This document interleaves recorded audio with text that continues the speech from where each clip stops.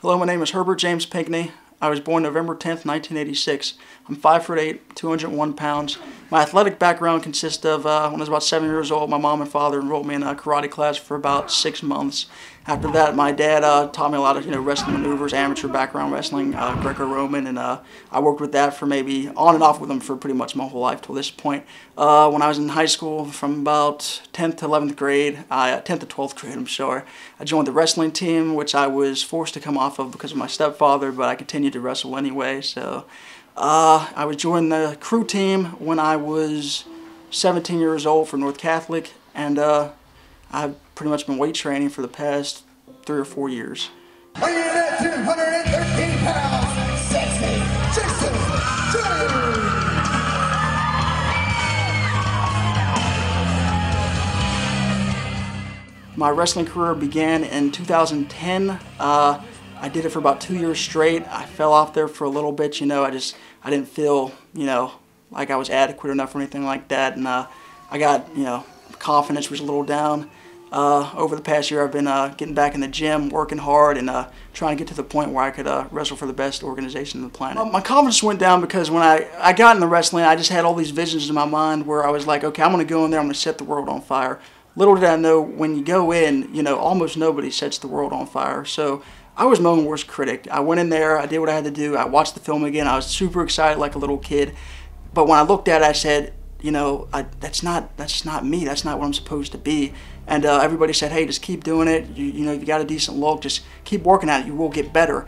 I just continued to this kind of woe and self-pity and just tell myself, I'm not good enough, I gotta try hard. And I pushed myself far too hard, and I had a lot of pressure on myself that really wasn't there. After I fell off, after about 2 years, I just got into a big depression. And I was like, why am I in this state? What can I do to fix this? And I said, really, it was my father who told me, because I pretty much got into wrestling because of my father originally. And he told me, son, you need to get back in there. And I had other family members, my brother, my aunt, quite a few people say, you either need to do this or you need to get a real job. And I decided, let me get my butt back in the ring and do what I need to do and do what I do best. When I'm in a wrestling ring in the match, it's funny because a lot of people say when you start off and you go out there in front of all those people, whether it's 50 people or 500 people or 5,000, not that I've been in front of 5,000 people, but you get nervous. You're going to go out there, you're going to mess up, you're going to do a little flim-flam because, that's a lot of people, you're not used to that. But for me, it was the exact opposite. When I go out there, that's me. I tell myself, listen, these people, pay money, whether it's 20 bucks, 10 bucks, 15 bucks, they pay their money to see you do the best you can do. And I always figured I need to do 100%. Now, if my 100% is only a C, then I'm going to give a C+. If my 100% is a C-, I'm going to give a C-. I'm going to give everything I have. Now, am I the best? No. Will I ever be the best? Only time will tell. But I will work my butt off, and I will do whatever it is I need to do to pursue this career in professional wrestling. When I started to realize I had a fan base, there was actually a problem with the promoters in the back because I was a heel. So it was like I need to get heat. Fans aren't supposed to like me. I'm supposed to be, I'm the pretty boy, cocky, arrogant hero, whatever. And I go out there, and I think I'm doing everything pretty good. I'm getting heat and everything. I'm working the baby face over. And the fans, they were starting to boo, the good guys, the baby faces, and they were cheering for me. And I was like, I didn't do this intentionally. And people were like, no, it's your look. You have that look to where people want to like you. And, when 60% of the audience are, females, it was kind of hard to not have fans, so eventually I made the switch to babyface for a short amount of time in, I believe, 2012, and that actually went over really well. But I prefer either way because whether the fans are booing me or they're cheering me, they're enjoying themselves, and that's what really matters, is the fans. Without the fans, I don't have a job. When I was younger, when my father and my mother were still together, my father loved wrestling, and we'd watch wrestling. At least I thought he loved wrestling. I think he just liked it. I don't think he loved it, but I thought he loved it because he watched it every Saturday night. And that was our thing. And Mom didn't like it, but she'd still watch it with us anyway just because Dad liked it. And so we're watching wrestling. One day, you're little, parents get divorced, you don't understand what it's about. In my mind, at that time, I thought, you know what? Maybe if I do that, my dad's going to like me. He's going to say, hey, good job, son. So when I was 5, I told myself, this is what I'm going to do. I'm going to get my dad to like me. You know what I mean?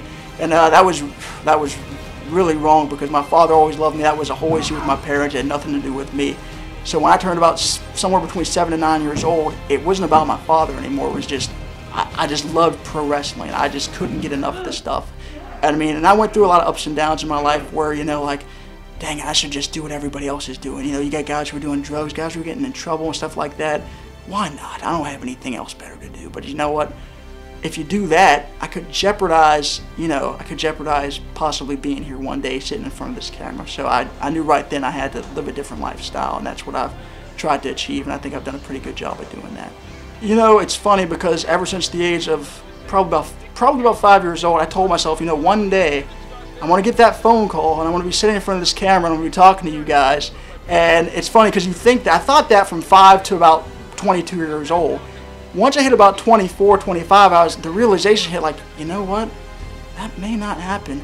And it's funny because, you know, talking to my brother and talking to other family members, they said, hey, don't worry, things are going to work out for you one way or another. And you know, regardless of where things go from here, I did get to this point, and I'm not going to say I'm completely satisfied with this, but I'm very thankful for it, and I very much like things to go further, because I love to see how far I can take this, because this is my life, and it's always been my life.